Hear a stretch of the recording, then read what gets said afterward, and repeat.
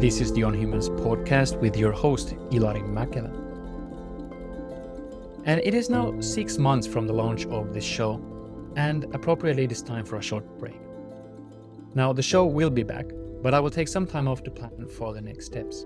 Now, this is also an excellent time to have your input into what the show will look like.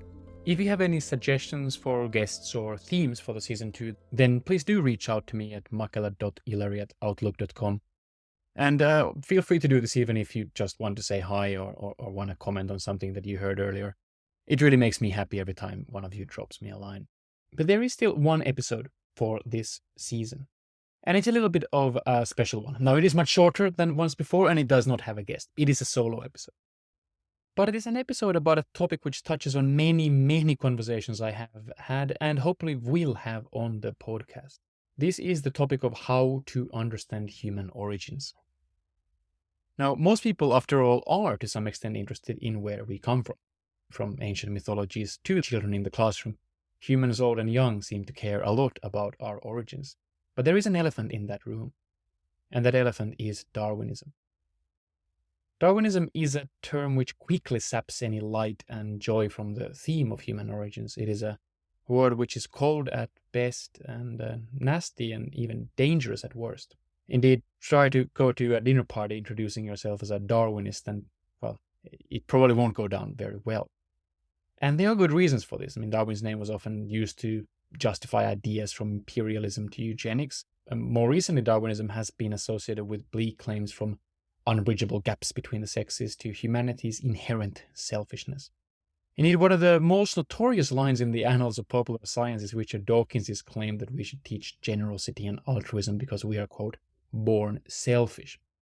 Now, the ironic thing is that Dawkins later called this a rogue claim that readers should, quote, mentally delete. Now, that might be an interesting anecdote, sure, but more importantly, I think the simple story of this simple sentence can, I believe, shed light on how easily we, and even professional evolutionists like Dawkins, can make Darwinism sound much bleaker than it needs to be. Now, this is a theme that has echoed throughout Season 1, especially at the beginning. Indeed, episodes 1 and 2 are directly related to this question. But I have also written about this topic myself in an essay that was published by the Skeptic magazine. Now, it was published a couple of years ago, but I thought that maybe to wrap up this season, I could make that somewhat difficult to access print essay into an easily accessible audio format. This said, if you do want to just read the piece and just check sources, for example, you do find a link to the PDF in the show notes. As always, the show notes also includes a list of technical terms and names mentioned in this episode. But that's it for housekeeping, that's it for intro. I don't bring anyone today to you except for myself. But this is the essay, Distorting Darwinism. Evolution can shed light on the human condition, but skepticism is needed when bleak claims are declared from the armchair. As a scientific theory, evolution by natural selection is a historic success, but its use in human affairs has a much murkier history. In Darwin's own time, evolutionary theory was distorted by philosophers such as Herbert Spencer, famous for coining the phrase survival of the fittest. Spencer was not primarily interested in evolution as a biological theory grounded in natural history. Rather, he saw in Darwinism a novel method of promoting his political ideas with authority of scientific language. Appropriately, his slogan, survival of the fittest, became a justification for views ranging from laissez-faire capitalism to eugenics and pseudoscientific racism. In Spencer's social Darwinism, such measures were allowed to hurt weak for, quote, the whole effort of nature is to get rid of such, to clear the world of them, to make room for better. From the comfort of his armchair, Spencer turned Darwinism from a science of the curious into a philosophy of the powerful. Not all accepted Spencer's ruthless worldview. Some found themselves in favor of social solidarity and sympathy for the weak. Tellingly, a major spokesperson for the alternative view was the Christian orator and 3-time presidential candidate William Jennings Bryan, best known for his vehement anti-Darwinism stance in the famous Scopes monkey trial of 1925. Perhaps more than anyone else, it was William Jennings Bryan who helped fuse creationism into the American mainstream. When faced with the false choice between evolution and humaneness, Bryan chose humaneness. The case of social Darwinism serves as a warning. To promote Darwinism, we must keep our own house clean. Now, naturally, mistakes are part of any science, but overconfidence about ideological views must be avoided. And extra care should be paid to cases where Darwinism is used to justify bleak claims about the human condition. Yet instead of more care, they seem to receive much less. Indeed, many popular writings on evolution are marred with cynical claims about human nature, backed solely by a careless application of evolutionary terms. An often quoted example comes from Richard Dawkins' masterpiece, The Selfish Gene, where he writes, "Be warned that if you wish, as I do, to build a society in which individuals cooperate generously and unselfishly towards the common good, you can expect very little help from our biological nature. Let us teach generosity and altruism, because we are born selfish." Now, Dawkins later acknowledged that this was a leap too far. His book was never about genuinely selfish organisms, but metaphorically selfish genes. Wherever scientists studied the actual psychology of the human organism, it became clear that our biological nature can be a great help in achieving generous cooperation. In the 30th anniversary edition of the book, Dawkins retracted the claim, writing, "Please mentally delete that rogue sentence and others like it." Dawkins accepted that a sharp divide lies between genetic and psychological claims. Many biologists have stressed this all-important point. But much confusion remains. Take human sexuality. Here, evolutionary psychology is often criticized for relying on speculative just-so stories about our ancestral past. But in popular writings, natural history is sometimes sidelined altogether. Instead, evolutionary logic is forced directly onto the human psyche by claiming that a major desire for humans is to transmit our genes into future generations. This assumption then serves as a springboard for a predictable deduction. Giving birth is expensive for females, but males have a lot of cheap sperm to spread. Therefore, the universal male instinct is to mate with a wide harem of females. Indeed, when actor Edward Fox suggested that men should be allowed to have extramarital affairs due to their natural urge to, quote, spread their seed, evolutionary logic was invoked in his support. Yet it is difficult to see how genuine Darwinism could justify such a sweeping conclusion. Evolution has created a plentiful array of males who, despite their cheap sperm, commit to a single partner. From coyotes to titty monkeys, even some of our fellow mammals mate with one partner for life. This is not to say that humans, too, have evolved to be monogamous. The evidence is notoriously mixed, leading primatologist Robert Sapolsky to call us a, quote, profoundly confused species. But whatever the answer, it cannot be discovered from the comfort of the armchair. And more generally, we should be skeptical of any enterprise where Darwin's name is coupled with the assumption that all animals, even all males, must be identical in any respect. After all, Darwin was a natural historian, or that how evolution produces animals, quote, so different from each other, marveling at how, quote, endless forms most beautiful and most wonderful have been and are being evolved. Indeed, the very promise of evolutionary psychology is to understand desires as evolved traits. But if desires are evolved traits, they should come in endless forms most beautiful. Using supposedly Darwinian logic to squeeze all mating desires into spreading our genes does violence towards the grandeur of Darwin's view of life. As with social Darwinism of the 19th century, this reflects an armchair distortion of the biological theory, and one with appropriate resistance when presented to the wider public. Moral philosophy is another realm where Darwinian logic is customarily employed in the service of pessimistic punditry. Here, assuming that evolution must produce selfish organisms, leads many thinkers to regard all virtue as a form of tactical self-interest. The slogan for this view was given by evolutionary biologist Michael Giselin, who wrote, quote, "What passes for cooperation turns out to be a mixture of opportunism and exploitation.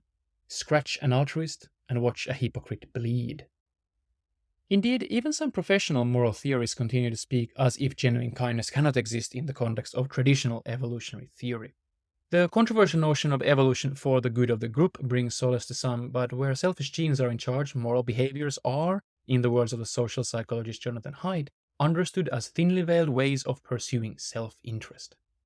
Upon closer inspection, however, this convention appears to be little more than a recycled version of Dawkins' rogue claim that selfish genes must give rise to selfish organisms. It is yet another attempt to force a shortcut from abstract evolutionary theory into actual knowledge about human psychology. And as primatologist Frans de Waal has memorably said, this is akin to reasoning that a composer working in a chaotic studio must have produced chaotic symphonies. De Waal calls this the Beethoven error in reference to the composer's infamously chaotic Viennese studio. As for natural selection, de Waal writes, quote, "The Beethoven error is to think that, since natural selection is a cruel, pitiless process of elimination, it can only have produced cruel and pitiless creatures." Unquote. Doubtlessly, many creatures are rather cruel and pitiless, but no grand principle prevents some species from evolving to a different direction. Take the Siberian silver fox experiment. In one of the most important genetics experiments of the 20th century, Dmitry Belyaev and Lyudmila Trut demonstrated that an array of traits can arise from a remarkably simple selection process. The Russian scientists bred notoriously aggressive silver foxes with a simple criterion. Each year, the least aggressive foxes were selected for the next breeding round. During the following decades, a new breed of docile foxes emerged that were also floppy-eared, friendly, socially intelligent, intimate, and playful in the company of humans. It is illuminating that even the most cynical of commentators would resist claiming that the silver fox's reduced levels of aggression are a hypocritical form of opportunism and exploitation. Nor would we say that the foxes evolved friendliness as a thinly veiled way to be selected for the next breeding round. We readily grasp that these psychological traits are not aimed at anything. They simply appear. Then selection takes place.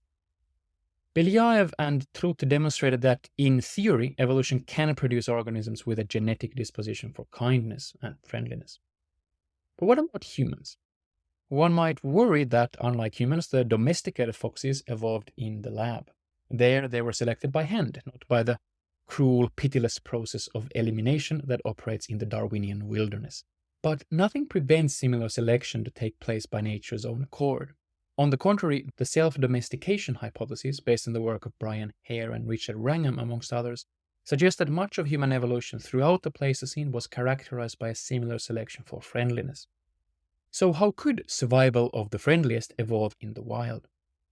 One theory is that aggressive bullies were ostracized, even eliminated, by an alliance of more cooperative tribesmen. Another theory is that women preferred to mate with docile men. A further suggestion is that friendly children had the best prospects of receiving care from the community. But the method here is secondary. There is overwhelming evidence showing that some level of human self-domestication did occur. Our genes, behavioral tendencies, and skeletal morphologies all show signs of the domestication syndrome.